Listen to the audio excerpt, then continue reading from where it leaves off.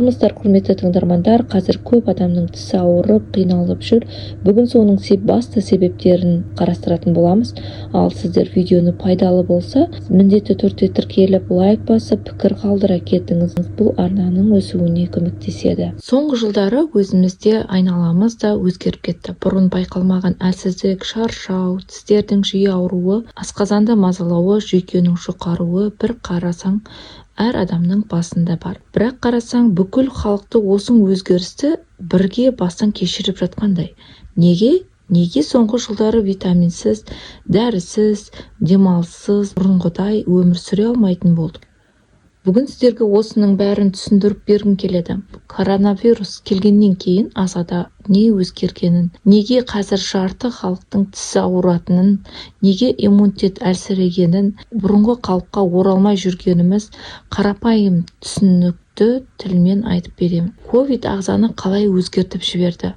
Иммунитетті толық әлсіретті. Ковид жай вирус емес, иммун жүйесін түгел шаршатқан вирус. Оны өткен адамда иммунитет бұрынғыдай жауап бермейді. Нәтижесі жиі шаршау, жиі ауру, қызыл иектердің ауырсынуы, тістердің түптерінің ауруы. Бүгінгі күнгі халықтың 70-80% осы белгілерді сезінеді. D3 витамині күрт төмендетті. Ковидтен кейін ең көп түскен витамин D3. D3 кальцийдің сіңуін, сүйекті тістің иммунитеттің ұстап тұратын негізгі витамин. D3 азайса, тіс эмалі жұқарады. Тістердің бәрі бірдей ауырады. Суыққа, ыстыққа, бірден шаншу, сүйек, бұлшықет ауырады. Шаршаңқы күйде жүресіз.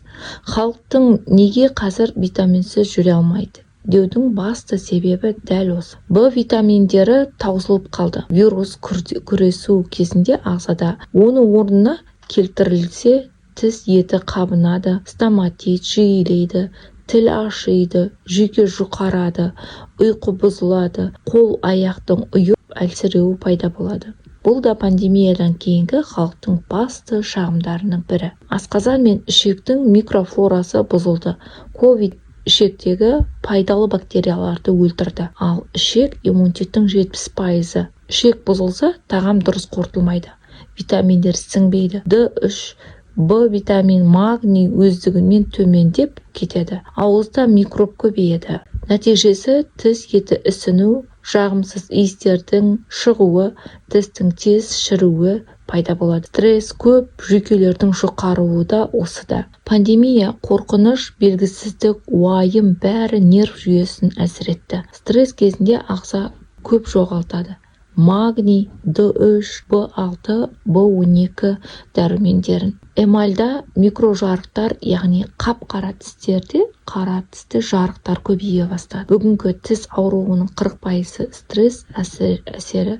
Неге қазір тістер жаппай ауырады? Жай ғана кариес емес. D3 витамині аз, тіс эмалі қорғансыз. B витаминдері аз, деснасы, яғни қызыл иек, тістің қызыл иектері қабынады. Асқазан қышқылдары жоғары эмальді күйдіреді. Ішек дұрыс жұмыс істемейді, витаминдер дұрыс сіңбейді. Стресс тісті одан да бетер тоздырады. Осының бәрі қосылып, тістің өзінен емес, ағзадан басталатын аурулардың белгісі. Негізгі қазір витаминсіз жүру мүмкін емес. Өйткені ағзада бұрын болған қорлар тіпті де жоқ. Ковид кезіндегі ағзадағы ішкі қоймасын түгел пайдаланды, бірақ кейін көп адам оны толтырмайды.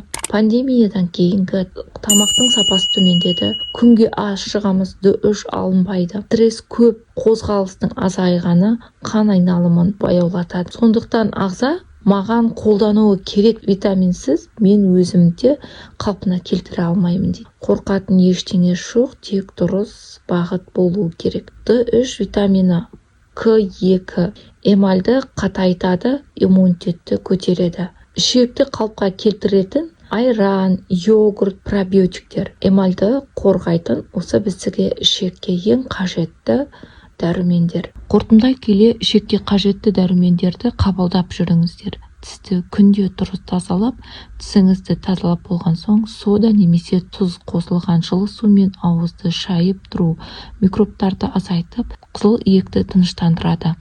Жағымсыз иістерді кетіреді. Бұл үй жағдайындағы тіс пен ішекке бірдей пайдалы қарапайым емдердің бірі. Ең бастысы денсаулықты ауырған кезде емес, алдын ала күтейік.